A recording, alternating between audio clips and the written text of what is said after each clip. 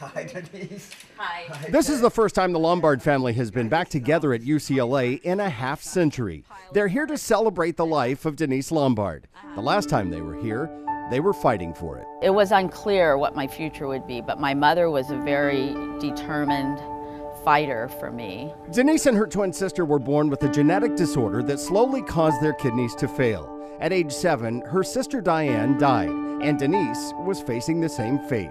Her mother tried to get Denice on dialysis, which in the 1960s was still a relatively new treatment method, and Denice was just 13. I was told only males, heads of households, who had jobs they could return to would be allowed to be on dialysis. So the Lombards came to UCLA, where they asked doctors to consider a transplant. 50 years ago, only 50% of the kidneys lasted for 1 year.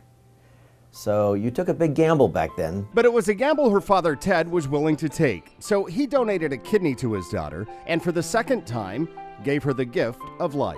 I lost one daughter, and I just didn't want to lose another. Our first speaker is Denice Lombard. In a recent ceremony, Denice and her family finally reunited at UCLA. Here, 50 years ago, kidney transplants were still novel. Today, UCLA averages nearly a transplant a day. And Denice is using the occasion to draw attention to an overwhelming need.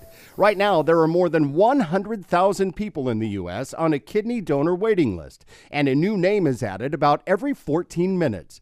But due to a kidney shortage, someone dies every hour in the U.S. while waiting, or becomes too sick to get a transplant. But if more people became living donors like Ted, there would be more reasons like this to celebrate. You can save a life. You can give a person a beautiful, full, rich life. Every time I see a donor, they get a special hug. Because we don't forget what they've done. We never forget what they've done. I'm very, very grateful. I don't take any day for granted. At UCLA Health, this is Clark Cullen reporting. Live.